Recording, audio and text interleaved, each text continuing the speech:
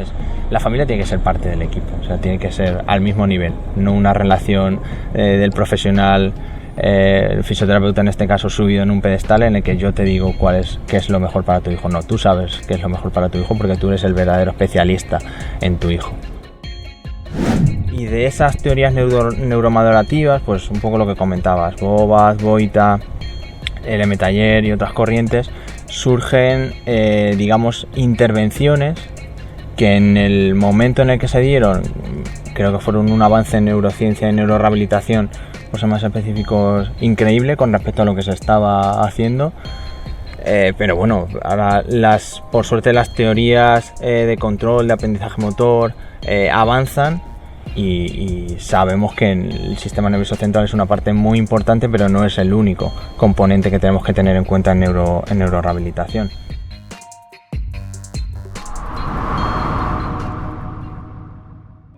Te doy la bienvenida a Fisiopodcast, la plataforma divulgativa de fisioterapia donde ocasionalmente tenemos la oportunidad de sentarnos a charlar con diferentes profesionales del sector. Muy buenas, compañeros y compañeras.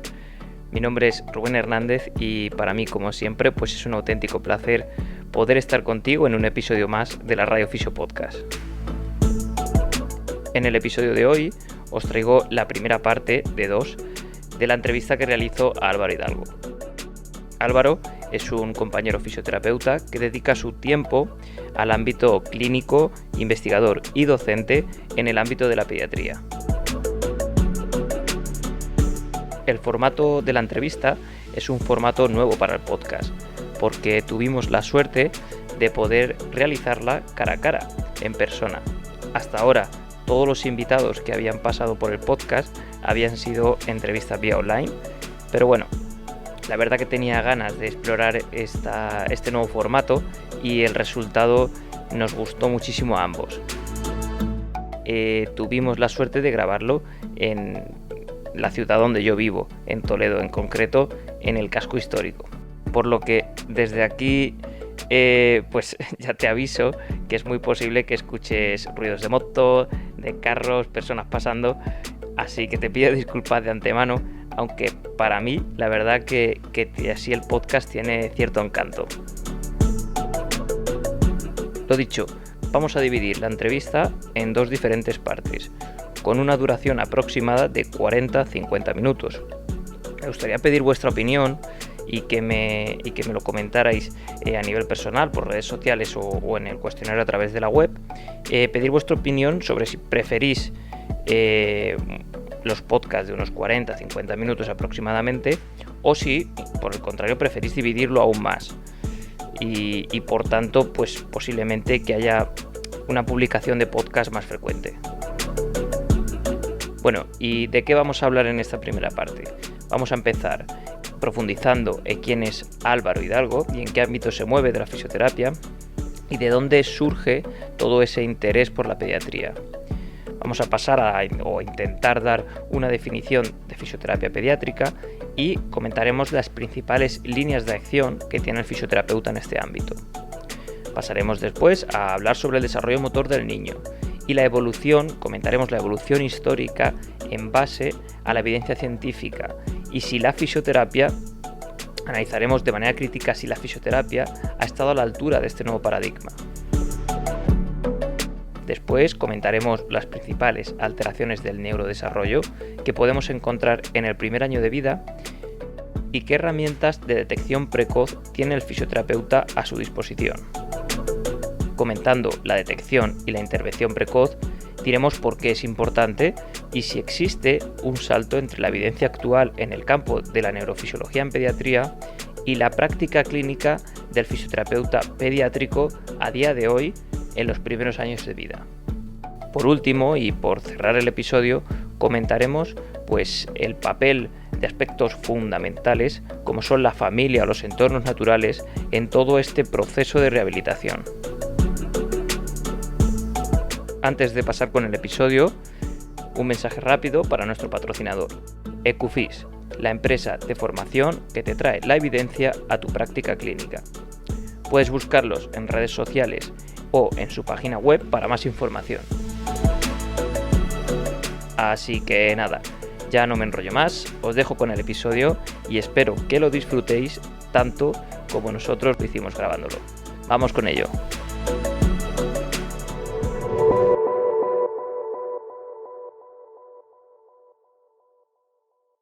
Álvaro, bienvenido a Fisio Podcast. Muchas gracias, Rubén, un placer. La verdad es que un auténtico placer. Lo comentábamos antes, que para mí es un lujo después de los primeros podcasts que ha habido y el nivel que ha habido, poder estar aquí contigo. La verdad es que encantado. Es mutuo. Y además, por primera vez estamos grabándolo en persona.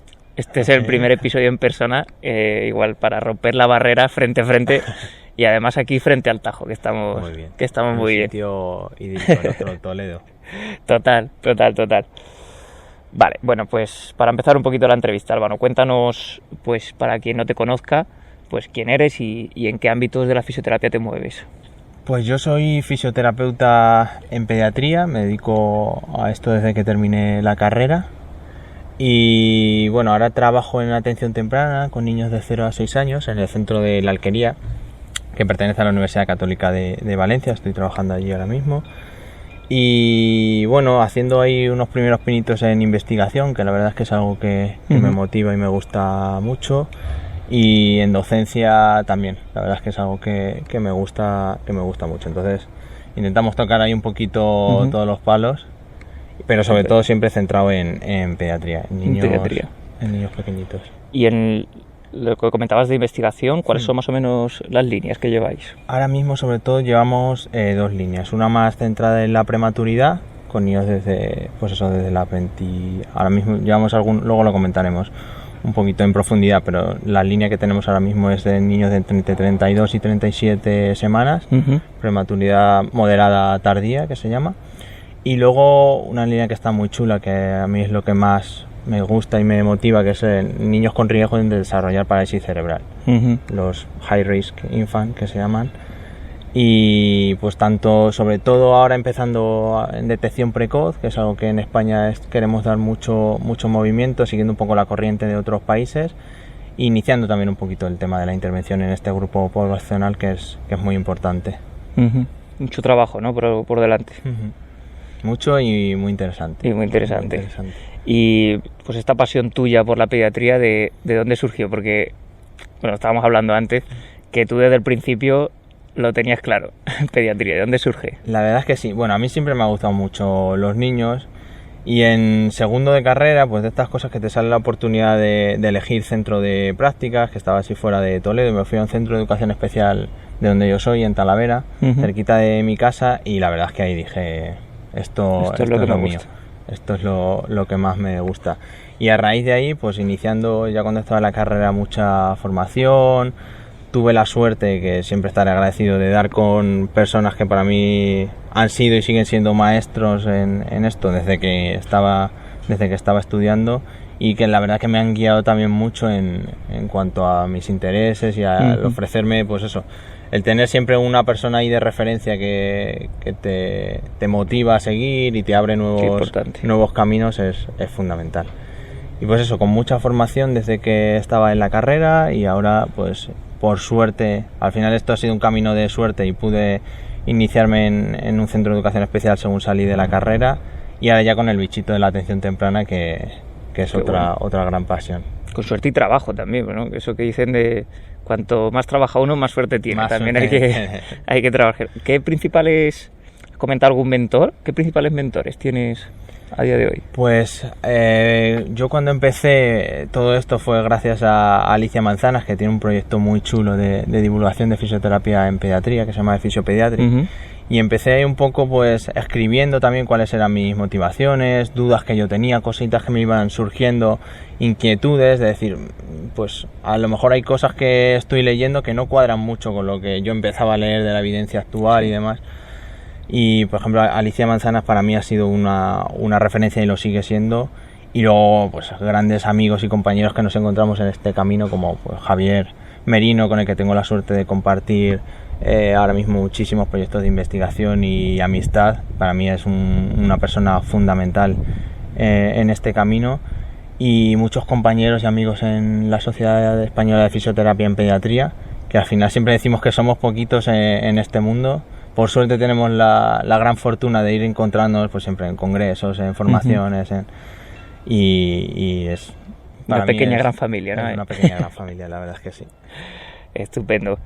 Vale, pues por ir entrando un poquito ahí en materia, en la fisioterapia en pediatría, ¿podrías definirnos qué es para ti, o incluso si hay alguna definición establecida de la fisioterapia en pediatría, y cuál es su papel o principales líneas de acción desde la fisioterapia? Es decir, ¿qué hace un fisioterapeuta en pediatría? A rasgos generales, porque es bastante amplio. Sí, la verdad es que somos pequeñitos, pero es un mundo, enorme. Muy amplio. Pues para mí un poco la definición que está establecida también es una ciencia, una especialidad dentro de la fisio en pediatría, que es eminentemente práctica como toda la pediatría, y que está en continuo cambio. Al final en pediatría y en otras especialidades tenemos que ir sumándonos a ese carro, a esos avances en neurociencia, en biomecánica, en neurofisiología, en todos los avances que se están dando actualmente. Tenemos que sumarnos a ellos para cumplir un compromiso con la palabra ciencia, que es lo que yo creo que somos. Hace unos años sí se daba ahí un poquito el debate de la ciencia y el arte, ¿no?, en fisioterapia. Yo creo que cada vez somos más ciencia y menos arte, y para mí eso es una opinión muy personal, creo que es positivo. Y en cuanto a la población con la que intervenimos, pues tenemos lo comentamos antes, la prematuridad, los 0, incluso adultos ya hasta los 18 años. Tenemos ahí un margen de población tanto de niños como familias muy amplio, con lo que eso significa. También a nivel de formación hay muchos profesionales distintos dentro de la fisio en pediatría, pues gente que se dedica como yo a la atención temprana, gente que se dedica a las escuelas en la fisio educativa, gente que trabaja más con adolescentes, más en el tema de ejercicio terapéutico y demás, y al final pues aprendiendo mucho también gente. Por ejemplo, ahora tengo una compañera que se ha convertido en gran amiga, que se dedica a los cuidados paliativos pediátricos, que creo que es un mundo apasionante y que se conoce muy poco. Entonces, por suerte, al dedicarme a esto tengo la gran fortuna de ir conociendo mucha gente diferente dentro del mismo ámbito, que compartimos toda la misma pasión, pero en muchas líneas diferentes de las que vamos aprendiendo. Qué bueno. La verdad que sí. El campo de acción es tan grande que daría quizá para el podcast entero, enorme, sí, hablando solo de eso. Es enorme. Vale, pues venga, vamos a hablar un poco del desarrollo motor del niño, y bueno, y de los diferentes autores o métodos que a lo largo del tiempo han intentado dar explicación a pues, y cómo muchos de ellos también se han quedado atrás, por mucho que no se quiera aceptar.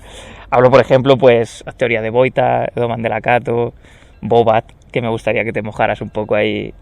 Lo hablábamos antes. Pues así, pues eso, que ven el desarrollo del niño pues como una secuencia no muy lineal, muy jerarquizada, sistema nervioso, basada simplemente en el sistema nervioso casi exclusivamente.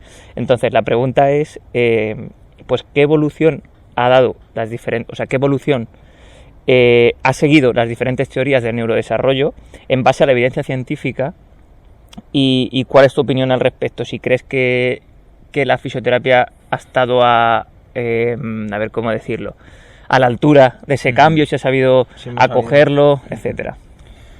Ahí, bueno, si nos vamos un poquito a lo más actual, a las teorías más recientes, tenemos, bueno, más recientes por decirlo así, tenemos por un lado las teorías neuromadurativas, un poco lo que comentabas, en el que el sistema nervioso central, digamos, sería un poco dentro de la cadena jerárquica el punto más alto, un poco el que guía el desarrollo motor del niño, en base al cual pues alteraciones en el sistema nervioso central provocan trastornos a otros niveles. Y de esas teorías neuromadurativas, pues un poco lo que comentabas, Bobat, Boita, Lemaitre y otras corrientes, surgen, digamos, intervenciones que en el momento en el que se dieron, creo que fueron un avance en neurociencia y neurorehabilitación, pues más específicos, increíble con respecto a lo que se estaba haciendo. Pero bueno, ahora por suerte las teorías de control, de aprendizaje motor avanzan, y sabemos que el sistema nervioso central es una parte muy importante, pero no es el único componente que tenemos que tener en cuenta en neurorehabilitación.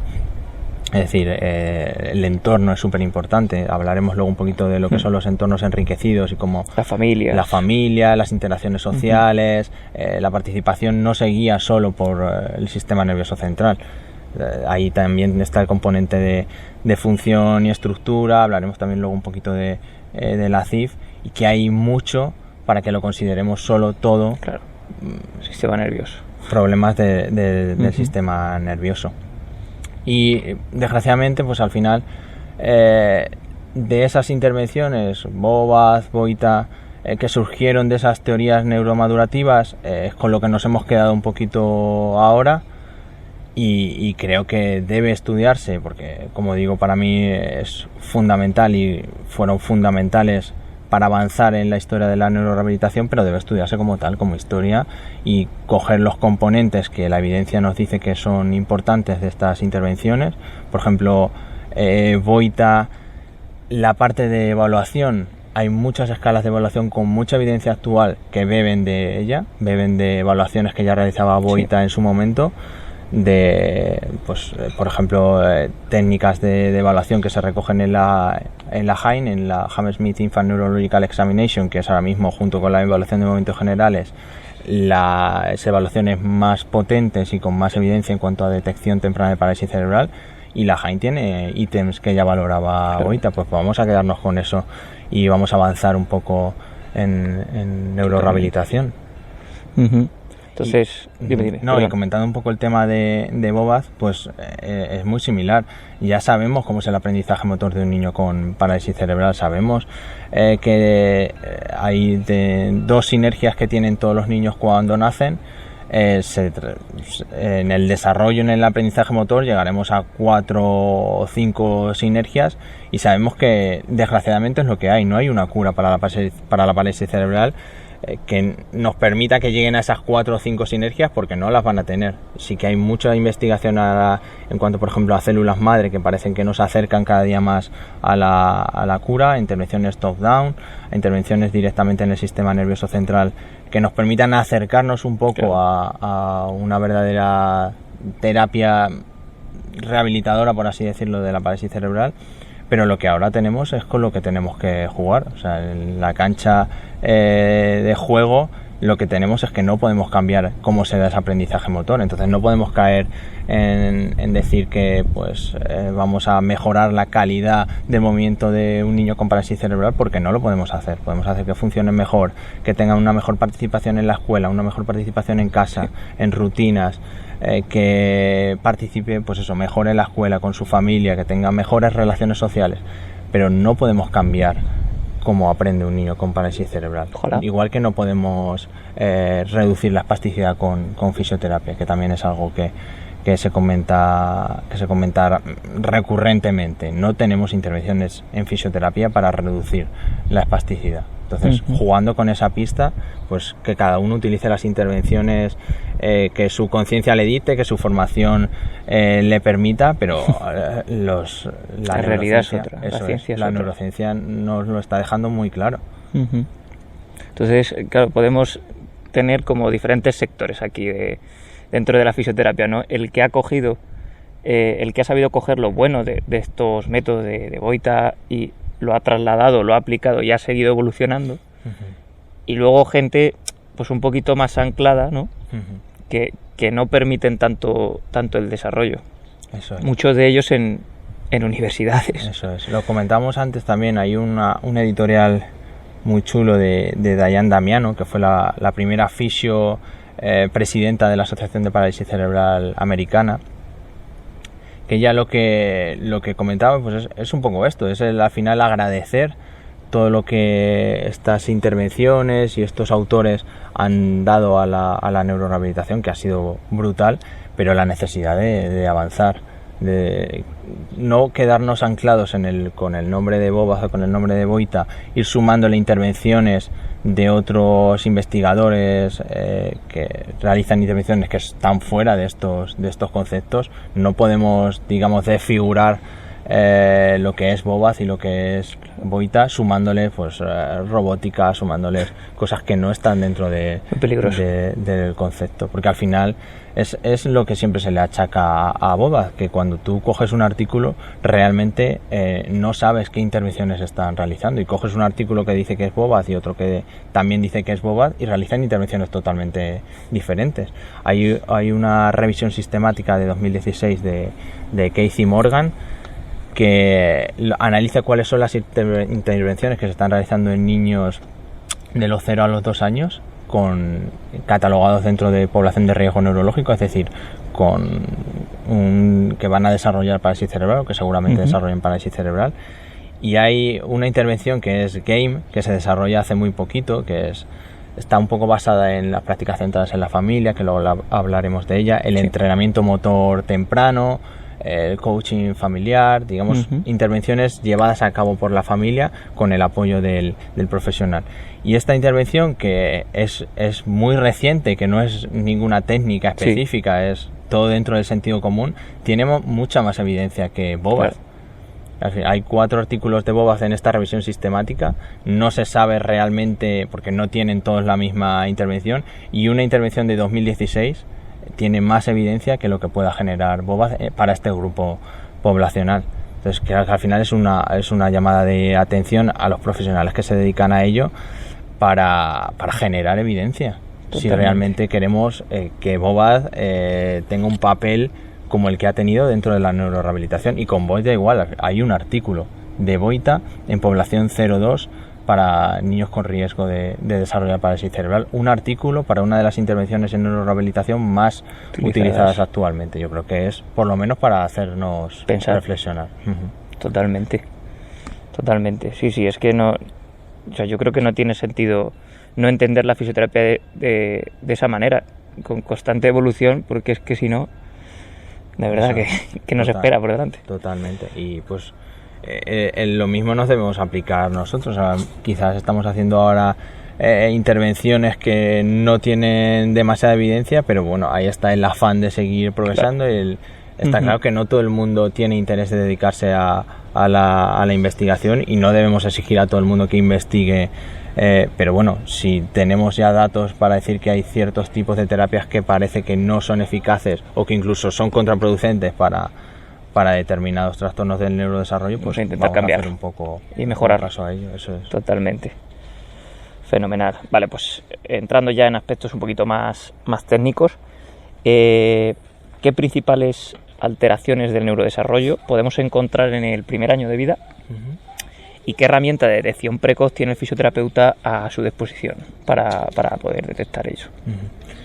Bueno, centrando un poco el tiro en el ámbito en el que yo más me muevo, que es la parálisis cerebral sobre todo, es la discapacidad infantil más frecuente, tiene una prevalencia de en torno al 0,2% de la población, o sea, es bastante prevalente, y es algo muy interesante el pensar cómo cada vez ha habido más evidencia en cuanto a la necesidad de detectarla tempranamente. Es decir, lo que se pensaba es que había un periodo, digamos, de latencia en el que la parálisis cerebral no daba signos no daba un poco la cara entre los 12 y los 24 meses, y ya todo eso se sabe que podemos detectarla tempranamente antes de los 12 meses, que hay herramientas para ello. Hablamos antes de la HAIN, de la evaluación de movimientos generales, que iba a decir que cada vez tiene más evidencia, pero tiene una evidencia ya establecida y sobrada. Y lo que ahora tenemos que trabajar es porque esas herramientas, que además son sencillas, no implican unas necesidades técnicas más allá del conocimiento de la intervención y la experiencia en pediatría. Y como te digo, el objetivo es que ahora nos lleguen todas esas herramientas, claro, y poder implementarlas en España. Ahora estamos recogiendo datos en una encuesta que hemos cerrado hace poquito para saber cuáles son los conocimientos de los fisios en pediatría españoles en cuanto a detección temprana de parálisis cerebral, y si estas herramientas nos están llegando. Y bueno, los datos es que tenemos que seguir trabajando un poquito. Que mucho trabajo por delante. Tenemos que terminar de analizarlos, pero las primeras impresiones que tenemos mucho trabajo ahí por delante para que nos llegue lo que hablábamos antes, todas las corrientes tanto de intervención como de evaluación, que para mí es fundamental en neurorehabilitación, nos tienen que llegar. Y además, por ejemplo, en el caso de la Jaén, que trabajo mucho con ella, estamos también tenemos ya los datos preliminares de la validación, que si quieres luego hablamos un poco de ello, porque para mí la necesidad que tenemos en España de validar herramientas de evaluación, tanto para intervenir con ellas, tanto para administrarlas como para poder investigar con ellas, es fundamental, y este trabajo lo estamos haciendo con la Jaén. Y pues eso, tenerla en castellano nos permitirá darla a mucha gente, enseñársela a mucha gente, el enseñarles lo que nos llega de la evidencia para decir qué hacer con esta puntuación que nos da esta herramienta, para poder decir antes y con más certeza que un niño en verdad tiene riesgo de desarrollar parálisis cerebral. Y en cuanto a la intervención, igual, ya sabemos que se puede detectar tempranamente la parálisis cerebral antes de los 12 meses. Empezamos a saber incluso cuál va a ser la función motora gruesa que tenga ese niño a partir de los 2 años, y esto podemos decirlo a los 3-5 meses, lo que es una pasada, es increíble que tengamos ese nivel de precisión en cuanto a saber cómo va a ser esa función motora gruesa, cómo se va a comportar ese niño a partir de los 2 años.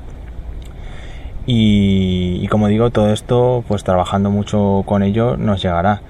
Luego hay el tema, por ejemplo, también es muy interesante del TDAH, del TEA, que son poblaciones muy prevalentes y cada vez más niños que nos llegan a atención temprana con estos trastornos del neurodesarrollo, y en el cual el fisio tiene muchas cosas que decir. Estamos hablando que, por ejemplo, en TEA el 50% de los niños con trastorno del espectro del autismo presentan alteraciones de tipo motor, y el profesional especialista en los trastornos del espectro, en los trastornos motores, es el fisioterapeuta. O sea que creo que ahí tenemos un papel muy importante que decir, pues eso, en equipos ya sean transdisciplinares o interdisciplinares, pero nuestro papel tiene que estar ahí. Y en atención temprana, bueno, pues como hablamos antes, en el seguimiento de los prematuros, que no es una población que por sí tenga que desarrollar patología, pero que sí necesita un seguimiento exhaustivo por parte de los profesionales, por parte de evaluar cuáles son las necesidades de la familia en esos primeros momentos, y que cada vez hay más prematuros. Y lo comentaba un compañero enfermero hace poco, que ya el criterio no es la supervivencia, el criterio es, cada vez están por suerte reduciendo los tiempos de viabilidad de los neonatos que nacen prematuramente, y el criterio ya es cuál va a ser la evolución de esos niños, tanto a nivel neurológico como de conducta, como a todos los niveles. Y en atención temprana, bueno, recogemos pues familias de riesgo social, es decir, tenemos un margen de población y de actuación muy, muy amplio. Qué bueno. Vale, pues has comentado el tema de la intervención precoz, de la detección e intervención precoz. Por profundizar un poquito más en este aspecto, pues a ver si nos podías comentar la importancia de esa detección precoz en 3-5 meses, ¿no? Me comentabas que ya la importancia de la detección de cara a, pues eso, a minimizar riesgos y demás de sujetos que van a ser sujetos, valga la redundancia, de una intervención. Ahí, por un lado, yo creo que tenemos dos vertientes que son importantes. Por un lado, la información a la familia, que ellos tengan antes esta información y sepan qué significa. Entonces, el tema que les preocupa mucho, cuál va a ser la evolución de un niño muy pequeño, porque al final es lo que tienen, un niño muy pequeño que sale de UCI neonatal, en el cual no saben lo que puede pasar, no saben cuál va a ser los riesgos a futuro, qué pasará, si caminará, si no caminará. por un lado, tener disponible esa información para cuando la familia tenga necesidad de saberla, porque que nosotros tengamos la información no quiere decir que la familia esté preparada para tenerla, y tiene que salir de ellos el demandarnos cuando quieren que les ofrezcamos esa información. Y por otro lado, el nosotros tener esa información nos permite realizar intervenciones más precisas y más tempranas, específicas para la parálisis cerebral. Es decir, que es yo creo que el gran boom en investigación ahora mismo es, vale, sabemos que tenemos herramientas, pues eso, como la HAIN, la evaluación de movimientos generales, la TIMP, la Alberta para detección temprana de problemas de tipo motor. Tenemos una serie de herramientas que nos permiten ya decir, pues eso, en edades muy tempranas, a partir de los 3 meses, si van a tener riesgo o no de desarrollar parálisis cerebral. Ahora vamos a ponernos a intervenir. Toda esta información tenemos que canalizarla en cuanto a hacer intervenciones cada vez más precisas para este grupo de población, que no es lo mismo que un grupo, pues, de prematuros que no va a tener riesgo neurológico. Es decir, no se pueden hacer el mismo tipo de intervenciones, igual que no se hacen en niños más mayores. El estudio de Novak de 2013, que va enfocado a niños más mayores, propone intervenciones precisas para la parálisis cerebral, pues igual en niños más pequeños. Hablábamos antes y lo comentábamos del grupo de investigación SMILE del Stella Maris, una fundación de Pisa en Italia, que está trabajando muchísimo en este sentido y propone intervenciones para la visión, que es un tema, una comorbilidad muy prevalente en niños con parálisis cerebral, el tema de los problemas de la visión, cómo es importante la interacción mamá-bebé, que es algo que se nos olvida muchas veces, pero que está más que demostrado que se produce. Eso es. Se produce un descenso en la interacción, en la comunicación que hacen los papás, tanto el papá como la mamá, con el niño cuando es un niño con un trastorno del neurodesarrollo, porque al final no reciben muchas veces la misma información que ellos ofrecen, y entonces dejan de ofrecerla. Y todo esto está estudiado y debemos intervenir sobre ello.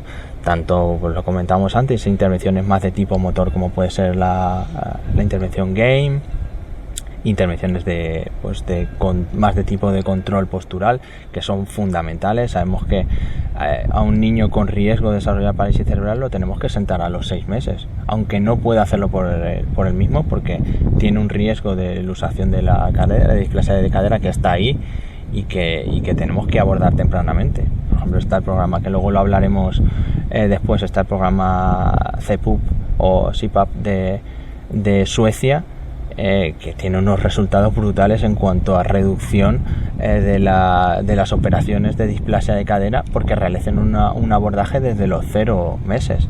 Entonces, todo este tipo de intervenciones, cuanto antes las hagamos, más vamos a beneficiar la calidad de vida familiar, más vamos a prevenir complicaciones futuras de los niños con parálisis cerebral, más vamos a fomentar las capacidades de la familia, que yo creo que es el objetivo fundamental de la atención temprana, el que los padres sean capaces de tanto evaluar, conocer cada vez más a su hijo y ver qué necesidades tienen en rutinas, en el día a día, como de ser capaces de crear sus propias estrategias apoyadas por los profesionales. Y para mí el valor de la evaluación, el valor de la detección precoz está en ello, en ser capaces de abordar antes problemas que nos vamos a encontrar en el futuro. Porque lo comentabas antes, pero hay una gran grieta, ¿no?, entre todas estas herramientas que ya están surgiendo y la práctica clínica del fisioterapeuta a día de hoy, ¿no? Eso es. Y de ahí surge la encuesta que comentabas. El tema de la encuesta, el saber en qué punto estamos para poder afinar también hay un poco tanto las líneas de investigación que queremos llevar a cabo, como la formación docente, tanto qué se puede ofrecer por ejemplo, hay un grupo que ahora está trabajando en ello, que es de profesionales en gran parte de la Sociedad Española de Fisiopediatría, que están dando clases en la universidad, son docentes universitarios. Pues todo este tipo de herramientas basadas en la evidencia, que lleguen a los alumnos que estarán ahora mismo en primero, en segundo, en tercero, incluso en cuarto de grado, es fundamental que lo conozcan, que salgan con estas herramientas, que quizás no las vayan a utilizar, quizás no se vayan a dedicar a la pediatría, pero si tienen ese interés en dedicarse a esta especialidad, o incluso si les llega derivado de un niño, que las conozcan, que sepan que es algo que se puede utilizar. Y por ejemplo, en el caso de la Hain, uno de los datos que obtuvimos, tenemos los datos preliminares, pero sabemos que es aplicable incluso en profesionales con muy poca experiencia o sin experiencia en pediatría. O sea, es una herramienta muy sencilla que ofrece muchísima información. Entonces, yo creo que es importante que llegue a estos profesionales a estos futuros profesionales, futuros compañeros fisioterapeutas que están ahora mismo en pediatría, y que la información que se les ofrezca desde el grado sea de calidad, porque eso va a repercutir en la profesión de manera brutal. Totalmente, de manera directa. Uh-huh. Totalmente. Muy interesante, la verdad. Vale, pues por cambiar un poquito, dejar un poquito la detección e intervención precoz un poco atrás. Bueno, ya lo has hablado igual. La importancia del papel de la familia, de los entornos naturales, del contexto en todo este proceso. ¿Qué importancia tiene? Ha salido antes, la verdad es que sí, pero es que para mí es fundamental. La familia lo es todo. Hay ahora mismo una corriente que por suerte en España nos estamos sumando a ella en cuanto a lo que se llaman las prácticas centradas en la familia y en entornos naturales. Es decir, como Peter Rosenbaum, que es un dios de la rehabilitación infantil, lo decía en un artículo, y se lo he robado un poco porque para mí es la definición más certera de lo que son las prácticas centradas en la familia, que él decía que es como una revolución copernicana, es decir, poner a la familia en el centro real de la intervención en atención temprana.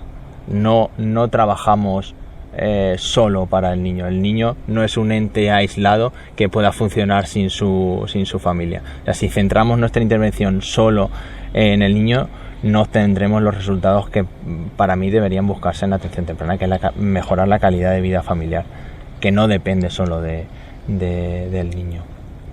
Y para esto pues hay muchas formas de hacerlo. Sé que mucha gente por su trabajo no puede desplazarse a los entornos naturales, pero sí puede trabajar con las familias, preguntarles cuáles son sus necesidades, ver y detectar cuáles son las preocupaciones que ellos tienen en su día a día y poder trabajar sobre ellas. Hay una herramienta que a mí me encanta, que es la entrevista basada en rutinas, que no deja de ser una entrevista, una conversación con la familia de cuál es su día a día, qué pasa en los diferentes momentos del día, y para mí es una herramienta valiosísima. Es una entrevista semi-estructurada, o sea, no es una evaluación formal, pero ofrece una cantidad de información y las familias te cuentan cómo es su día a día y qué cosas les preocupan realmente, que para los profesionales es un baño de realidad. O sea, muchas veces tú ves a un niño y dices, wow, yo haría esta intervención, esta evaluación, y a lo mejor a lo que a la familia le preocupa es otra cosa totalmente diferente, que no tiene nada que ver con lo que tú como profesional tienes en la cabeza. Y es un baño de realidad, porque yo puedo creer que una intervención va a ser ideal para un niño, pero si la familia no lo ve así, si las preocupaciones de la familia están en otro lado, ya puedo pelearme para realizarla, que no ni lo voy a conseguir, ni va a tener el efecto que deseamos. Entonces, la familia tiene que ser parte del equipo, o sea, tiene que ser al mismo nivel, no una relación del profesional, el fisioterapeuta en este caso, subido en un pedestal en el que yo te digo qué es lo mejor para tu hijo. No, tú sabes qué es lo mejor para tu hijo porque tú eres el verdadero especialista en tu hijo. Yo puedo ser especialista en parálisis cerebral o en TEA o en TDAH o en otro tipo de trastornos del neurodesarrollo, pero el que sabe cómo funciona tu hijo en su día a día y cuáles son las necesidades que tiene es la familia. Totalmente. Y cuando centramos la intervención en aumentar esas capacidades de la familia para que sepan reconocerlo, para que sepan evaluar a su hijo en el entorno natural, qué cosas están pasando en rutinas, y para intervenir, las estrategias terapéuticas o no terapéuticas que ofrece la familia tienen un valor brutal. O sea, cuando la familia comprende cómo es este tipo de intervención con prácticas centradas en la familia y son capaces de entender y tomar la responsabilidad, muchas veces se la hemos quitado nosotros, los profesionales. O sea, las mejoras que se producen son increíbles, y lo dice la evidencia científica. La intervención GAME de la que hablamos antes es una intervención en niños muy pequeños, llevada a cabo por la familia en su día a día. Claro. Y tiene una evidencia, pues ya te digo, tremenda. Y a lo que van las intervenciones es a esto. Porque lo comentábamos antes, es tan sencillo como, y lo explicamos así a muchas familias, como que si yo quiero aprender inglés y me apunto a una academia, pues está claro que las voy a 2 horas a la semana, eso ¿no? es. Por muy intensivo que sea. Está claro que vamos a aprender inglés, pero cuando esas intervenciones se realizan en un entorno en bruto, claro, que es como estás en aprenden los Inglaterra niños en su día a día, 24 horas, estás ahí en el Big Ben, o sea, Totalmente. las oportunidades de aprendizaje que se dan, que al final todo depende de esto, de ofrecer más oportunidades de aprendizaje. O sea, multiplicar ese tiempo que no podemos conseguir en una intervención 1 a 1 con el niño. Si esa intervención, ese tiempo lo dedicamos también a la familia, ellos van a multiplicar por muchísimo esas horas de intervención. Es un tiempo exponencial, ¿no? Porque eso es. ¿qué te cuesta preguntar esto Eso que es. comentabas tú? Nada. Prioridades de la familia, objetivos, Es que no te cuesta nada, y es verdad, el potencial de mejora es exponencial. Eso Es exponencial. Completamente. Vamos a parar un poquito, luego esto lo corto, que va a arrancar este aquí al lado. Hay una que ha pasado por aquí que Sí. se me va la... Es normal, estos son errores, o sea, cosas del directo. Sí. Hasta aquí el podcast de hoy. Si te ha gustado el contenido y crees que puede servirle a más gente, se agradece que lo compartas. Te recuerdo que para estar al tanto de futuros episodios, puedes seguirnos en redes sociales y suscribirte a nuestra lista de correos en www.rubenhfisio.es. Gracias por tu tiempo y nos vemos en el próximo.